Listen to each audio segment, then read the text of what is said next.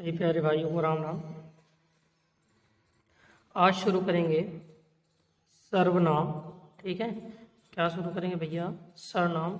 कल वाले पिछली वीडियो जो थी उस पर हमने संज्ञा की बात कर ली थी, संज्ञा के भेदों की बात कर ली थी। तो आज बात करनी है किसकी भैया? सर्वनाम की बात करनी है। तो आइए शुरू करते हैं। आपको क्या करना है, जो रेड बटन दिखाई दे रहा है सब्सक्राइब वाला, उसको सब्सक्राइब करना है। लाइक वाला जो बटन है उसको लाइक कर देना है, ठीक है। और एक शेयर कर देना अपने ग्रुप जो कॉन्टेक्ट लिस्ट है। चलिए शुरू करते हैं भैया। तो सर्वनाम किसे कहते हैं? वह शब्द जो संज्ञा के बदले आए उसे हम क्या बोलते हैं? सर्वनाम बोलते हैं। जैसे कि मैं, तुम, आप, हम, आपका, उसका आदि। ठीक है, तो ये सारे क्या हैं? हमारे सर्वनाम है। क्या है? सर्वनाम। ठीक है, वे शब्द जो संज्ञा के स्थान पर प्रयुक्त किए जाते हैं वो क्या कहलाते हैं? सर्वनाम कहलाते हैं। ठीक है, यानी कि जैसे कि लिखा है राम, एक मिनट, राम घर गया। ठीक है, राम घर गया। ठीक है, तो इसी में वह घर गया। तो यहाँ पे जो राम शब्द है, राम के लिए क्या प्रयोग किया गया? वह। तो इसलिए ये कौन सा है? सर्वनाम कहलाएगा। क्या कहलाएगा? सर्वनाम कहलाएगा। ठीक है भैया, आगे देखते हैं। सर्वनाम शब्दों का प्रयोग संज्ञा के स्थान पर होता है, अतः संज्ञा के शब्दों के स्थान पर प्रयुक्त होने वाले शब्दों को क्या कहते हैं भैया? सर्वनाम कहते हैं। ठीक है, सर्वनाम कैसा है? एक विकारी शब्द होता है। ठीक है, कैसा शब्द होता है? विकारी शब्द होता है, जो कि मैंने पहले वाले पार्ट में जब संज्ञा बताया था तो संज्ञा वाले पे बताया था आपको। ठीक, फिर सर्वनाम तथा शब्दों पर विचार और कारक के अनुसार होता है, परंतु सर्वनाम पर लिंग का कोई प्रभाव नहीं पड़ता। ठीक है, यानी कि लिंग परिवर्तन से उसमें चेंजेस नहीं आते हैं, कोई परिवर्तन नहीं होता है। संज्ञा शब्दों के जैसे इनके संबोधन का प्रयोग नहीं किया जा सकता है। ठीक है, जैसे कि यह, वह, मैं, अपना, उसका, इसका जैसे सर्वनाम शब्द संज्ञा और वाक्यांशों के स्थान पर प्रयुक्त होते हैं, ताकि किसी भी लेख के वाक्यों में संज्ञा शब्दों के दोहराव से बचा जा सके। यानी कि दो बार अगर संज्ञा लिखी जा रही है तो उसको हटाने के लिए हम क्या करते हैं? यह, वह, मैं आदि शब्दों का प्रयोग कर देते हैं। और संपूर्ण लेख स्पष्टता लाई जा सके तो उसके लिए हम इसका प्रयोग करते हैं सर्वनाम का। वाक्य में शब्द, ठीक है, वह सर्वनाम है जो प्रश्नाधीन व्यक्ति के नाम की जगह पर मौजूद है। सर्वनाम शब्द वन और संज्ञा वाक्यांशों के स्थान ले सकता है। यही कभी कभी संज्ञा के लिए प्रत्यक्ष रूप से प्रयोग होता है। ठीक है भैया, चलिए अब सर्वनाम जो है, सर्वनाम कितने शब्दों से मिलकर बना है? तो सर्वनाम दो शब्दों से मिलकर बना है, सर्वधन नाम। ठीक है, और इसका मतलब क्या हुआ? सबका नाम। ठीक है, सर्वनाम का मतलब सबका नाम। ठीक है, चलिए अब देखते हैं। परिभाषा आपको बता ही चुके हैं। परिभाषा क्या है? कि वह शब्द जो संज्ञा के स्थान पर प्रयुक्त होते हैं वो क्या कहलाते हैं? सर्वनाम कहलाते हैं। जैसे मैं, तुम, हम, वह, उसका, उसकी, वह आदि। ठीक है, आगे देखते हैं। तो मूल सर्वनाम, ठीक है, मूल सर्वनाम। तो हिंदी में मूल सर्वनाम कितने होते हैं? 11 होते हैं भैया। कितने होते हैं? 11। कौन कौन? मैं, तू, आप, यह, वह, जो, सो, कौन, क्या, कोई, कुछ। ठीक है, ये टोटल कितने होते हैं? 11 होते हैं, जो कि मूल सर्वनाम कहे जाते हैं। क्या कहे जाते हैं भैया? मूल सर्वनाम कहे जाते हैं। चलिए अब प्रयोग की दृष्टि से जो सर्वनाम है उनके भेद कितने होते हैं? तो टोटल सर्वनाम के 6 भेद होते हैं। पुरुषवाचक सर्वनाम, निश्चयवाचक सर्वनाम, अनिश्चयवाचक सर्वनाम, संबंधवाचक सर्वनाम, प्रश्नवाचक सर्वनाम और निजवाचक सर्वनाम। ठीक है भैया, चलिए अब शब्द का अलग अलग देख देते हैं। जैसे कि पुरुष है, पुरुषवाचक है, तो पुरुषवाचक यानी कि पुरुषवाचक में क्या लगेगा? मैं, तू, वह, मैं। ठीक है, अगर कहीं पर पुरुषवाचक सर्वनाम आ रहा है तो पुरुष के लिए क्या, कौन सा सर्वनाम प्रयुक्त किया जाएगा? मैं, तू, वह, मैं। ठीक है, निज यानी खुद के लिए क्या करेंगे? आप का प्रयोग करेंगे। किसका प्रयोग करेंगे भैया? आप का प्रयोग करेंगे। फिर संकेतवाचक है, निश्चयवाचक, तो संकेतवाचक, निश्चयवाचक के लिए यह या वह। ठीक है, यह या वह का प्रयोग करते हैं। फिर अनिश्चयवाचक यानी कि जब हमें ना पता हो, निश्चित ना हो, ठीक है, उस स्थिति में हम किसका प्रयोग करते हैं, तो कोई और कुछ का प्रयोग करते हैं। किसका प्रयोग करते हैं भैया, कोई और कुछ का प्रयोग करते हैं। ठीक है, चलिए अगर संबंधवाचक है तो संबंधवाचक के लिए जो और सो का प्रयोग करते हैं। किसका करते हैं भैया, जो और सो का प्रयोग करते हैं। ठीक है, प्रश्नवाचक के लिए तो प्रश्नवाचक के लिए हम किसका प्रयोग करते हैं, कौन और क्या का। किसका प्रयोग करते हैं भैया, कौन और क्या का प्रयोग करते हैं किसके लिए, प्रश्नवाचक सर्वनाम में। ठीक है, चलिए आगे देखते हैं कि जो सर्वनाम है उनका प्रयोग कैसे होता है। जैसे मोहन, मोहन 11वीं कक्षा में पढ़ता है। मोहन स्कूल जा रहा है। मोहन के पिताजी पुलिस हैं। मोहन की माताजी डॉक्टर हैं। मोहन की बहन खाना बना रही है। तो यहाँ पे इतनी बार मोहन शब्द का प्रयोग हुआ है। मोहन क्या है, एक नाम है, और नाम क्या होता है, संज्ञा होता है भैया। क्या होता है, संज्ञा होता है। ठीक है, जो मोहन है, मोहन शब्द है, कौन सा शब्द है, तो संज्ञा है। ठीक है, अब बार बार अगर हम यहाँ पर मोहन शब्द का प्रयोग कर रहे हैं तो वह थोड़ा अच्छा कम लग रहा है, तो इसको बेहतर बनाने के लिए हम संज्ञा के स्थान पर किसका प्रयोग कर देते हैं, सर्वनाम का प्रयोग कर देते हैं। किसका प्रयोग कर देते हैं भैया, सर्वनाम का प्रयोग कर देते हैं। जैसे कि मोहन 11वीं में पढ़ता है, वह स्कूल जा रहा है, उसके पिताजी पुलिस में हैं और उसकी माताजी डॉक्टर हैं और उसकी बहन खाना बना रही है। तो अब अगर देखें तो आपको थोड़ा यह जो शब्द हैं, वाक्य हैं, जो वाक्य बने हैं, वाक्य आपको क्या लग रहे हैं, तो थोड़ा आकर्षक लग रहे होंगे। तो इसलिए हम संज्ञा शब्दों के स्थान पर किसका प्रयोग करते हैं, सर्वनाम शब्दों का प्रयोग करते हैं, जिससे कि वह जो वाक्य हैं वो रुचिकर लगे, आकर्षक लगे। ठीक है भैया, चलिए आगे देखते हैं। तो आगे देखते हैं भैया सर्वनाम के उदाहरण। ठीक है, जैसे कि वह कबड्डी खेल रहा है, तो वह किसके लिए है, तो वह क्या है, एक सर्वनाम है। क्या है भैया, सर्वनाम है। ठीक है, चलिए कोई सब्जी लेने जा रहा है, तो कोई शब्द क्या है, सर्वनाम है। तुम एक बहादुर लड़की हो, यानी कि तुम क्या है, एक सर्वनाम है। बुआ जी कल किसकी बात कर रही थी, तो इसमें क्या है, किसकी जो है, किसकी क्या है, सर्वनाम है। ठीक है भैया, आगे मेरे पास एक मोबाइल है, तो मेरे शब्द क्या है, सर्वनाम है। मैं सुनना पसंद करती हूँ, तो मैं क्या है, एक सर्वनाम है। मैंने आज जिम नहीं किया, तो मैंने शब्द क्या है भैया, सर्वनाम है। ठीक है, यहाँ गर्मी पड़ रही है, यहाँ क्या है, एक सर्वनाम है। वहाँ चिल्लाना मना है, तो वहाँ क्या है, एक सर्वनाम है। ठीक है, फिर हम कल मूवी देखने जाएंगे, तो हम क्या है, एक सर्वनाम है। ठीक है, लैपटॉप में कुछ कमी है, तो यहाँ पे कुछ शब्द क्या है, सर्वनाम है। तो इस प्रकार से सर्वनाम देखे जाते हैं। ठीक है, जो आप संज्ञा रखते हैं, संज्ञा के स्थान पर अगर कोई शब्द आते हैं तो कौन से होते हैं, सर्वनाम कहलाते हैं। ठीक है, चलिए अब सर्वनाम के जो भेद हैं उसको बताया था कि कौन कौन से होते हैं। 6 भेद होते हैं, पुरुषवाचक, निश्चयवाचक, अनिश्चयवाचक, संबंधवाचक, प्रश्नवाचक और निजवाचक। ठीक है, तो आइए इनके बारे में जान लेते हैं। पुरुषवाचक सर्वनाम, जो सर्वनाम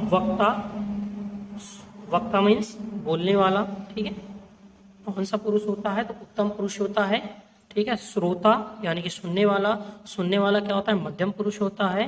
किसी अन्य यानी कि अन्य पुरुष के लिए प्रयुक्त होता है, उसे हम क्या बोलते हैं, पुरुषवाचक सर्वनाम। क्या बोलते हैं भैया, पुरुषवाचक सर्वनाम। ठीक है, जो वक्ता, श्रोता और किसी अन्य व्यक्ति के लिए प्रयुक्त होता है उसे हम बोलते हैं पुरुषवाचक सर्वनाम। जैसे मैं तू वह आदि, मैं तू वह आदि।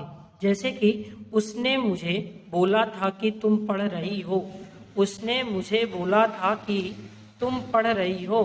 तो इसमें जो उसने शब्द है, मुझे और तुम, ठीक है, उसने मुझे बोला था कि तुम पढ़ रही हो, तो ये सारे क्या हैं, ये हैं पुरुषवाचक सर्वनाम। क्या है भैया, पुरुषवाचक सर्वनाम है। तीनों कैसे हैं, पुरुषवाचक सर्वनाम है। ठीक है, चलिए आगे देखते हैं पुरुषवाचक सर्वनाम के भेद। तो पुरुषवाचक के अभी मैंने बताया कि कितने होते हैं, 3। ठीक है, जैसे कि उत्तम पुरुष, ठीक है, उत्तम पुरुष, मध्यम पुरुष, मध्यम पुरुष, ठीक है, और अन्य पुरुष। ठीक है, अन्य पुरुष। तो उत्तम पुरुष के बोलते हैं, जो वक्ता होता है उसे हम क्या बोलते हैं, वक्ता जिन शब्दों का प्रयोग अपने स्वयं के लिए करता है वो क्या कहलाता है, उत्तम पुरुष कहलाता है। क्या कहलाता है, उत्तम पुरुष। ठीक है, चलिए जैसे कि मैं, हम, मुझे, मैंने, हमें, मेरा, मुझको, सब, हम लोग। ठीक है, ये सारे शब्द क्या हैं, उत्तम पुरुष के लिए होते हैं। उत्तम पुरुष यानी कि जो बोलता है वो स्वयं के लिए जो शब्दों का प्रयोग करता है वो क्या कहलाता है, उत्तम पुरुष कहलाता है।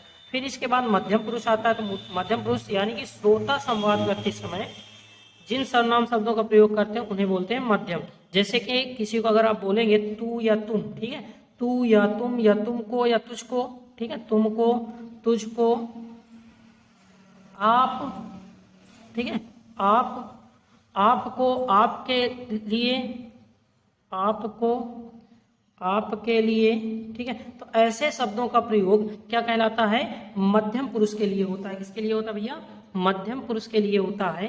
ठीक है, चलिए अन्य पुरुष के लिए, जैसे कोई अन्य पुरुष है, ठीक है, यानी कि ना तो वो श्रोता है ना ही वक्ता है, लेकिन किसी अन्य का संबोधन प्रतीत होता है, यानी कि वह कोई अलग है, श्रोता और वक्ता के अलावा अगर कोई व्यक्ति है तो उसके लिए आप क्या कहेंगे, तो वह, यह, उन, उनको, उनसे, इन्हें, उन्हें, उसके, ठीक है, वे, ये लोग, वे लोग, आप।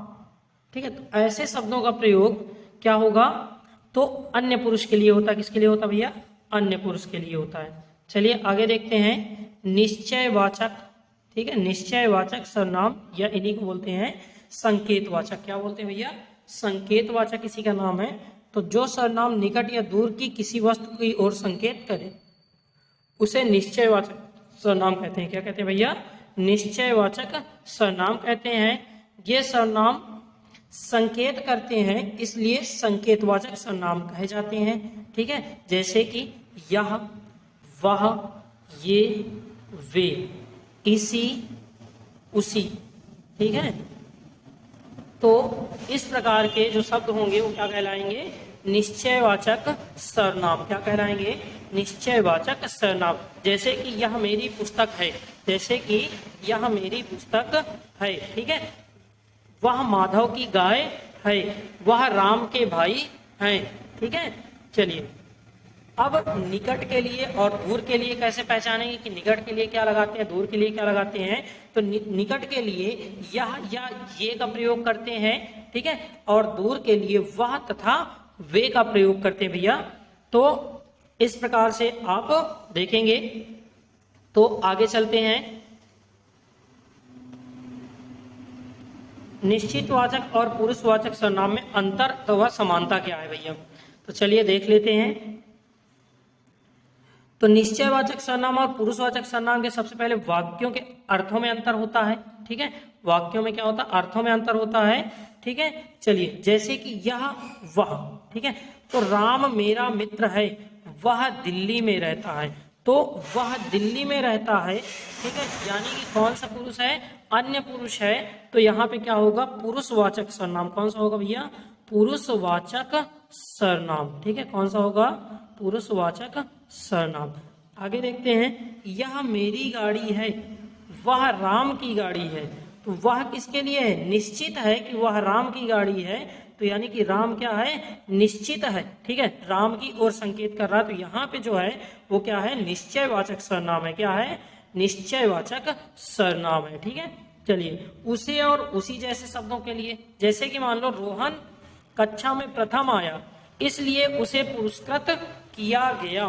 ठीक है, तो यहाँ पे उसे जो है वो किसके लिए है, पुरुषवाचक है। क्या है, पुरुषवाचक है। ठीक है, पुरुषवाचक। फिर इसी वर्ष भी उसी को पुरस्कृत किया जाएगा। तो ये क्या है, निश्चयवाचक, यानी कि निश्चित है कि इस बार भी उसे ही पुरस्कार प्राप्त होगा। ठीक है, जैसे और तुम, तुम्ही के लिए भी आते हैं प्रयोग में। तो तुम और तुम्ही के लिए, तुम कहाँ जा रहे हो, तो तुम कहाँ जा रहे हो यानी कि एक किसी व्यक्ति को बोला जा रहा है। तुम कहाँ जा रहे हो, ठीक है। जो वक्ता है क्या है, वक्ता है, यानी कि सॉरी, जो श्रोता है क्या है, श्रोता है। तो वक्ता उससे बोल रहा है श्रोता से कि तुम कहाँ जा रहे हो, तो यहाँ पे कौन सा हो जाएगा, पुरुषवाचक। क्या हो जाएगा, पुरुषवाचक सर्वनाम। कौन सा हो जाएगा भैया, पुरुषवाचक सर्वनाम। तुम्ही से सर्वाधिक अंक प्राप्त करने की आशा की जा रही है, तो यानी कि यह निश्चित है कि अन्य किसी से अपेक्षाएं नहीं है, केवल उसी व्यक्ति से अपेक्षा, यानी कि निश्चित है। तो वहां पे क्या होगा, निश्चयवाचक सर्वनाम होगा भैया। क्या होगा, निश्चयवाचक सर्वनाम होगा। चलिए आगे देखते हैं अनिश्चितवाचक सर्वनाम।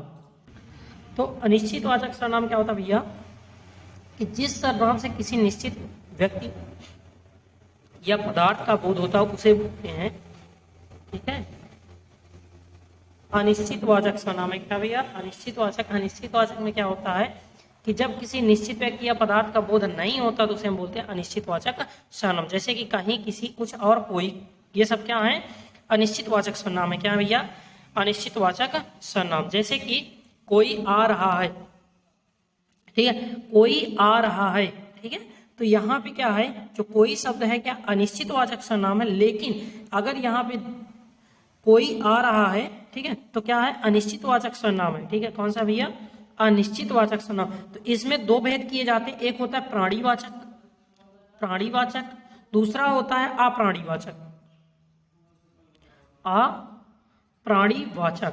यानी कि प्राणी के लिए और जिनमें प्राण हो उसे प्राणी बोलते हैं, जिसमें प्राण ना हो उसे अप्राणी बोलते हैं।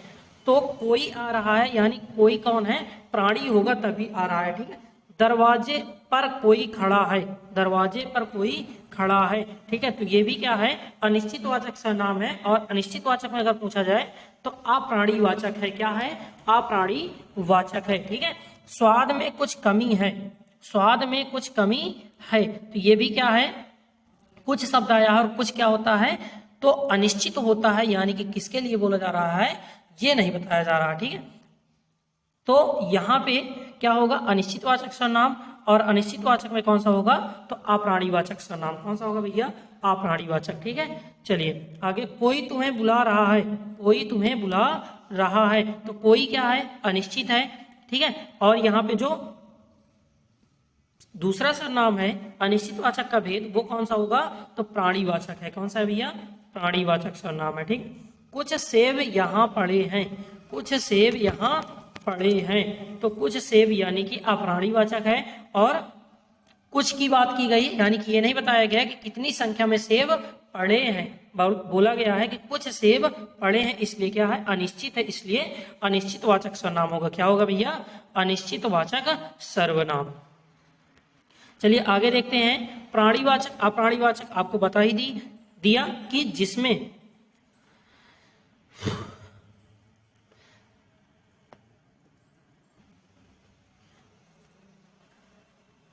तो भैया आगे है,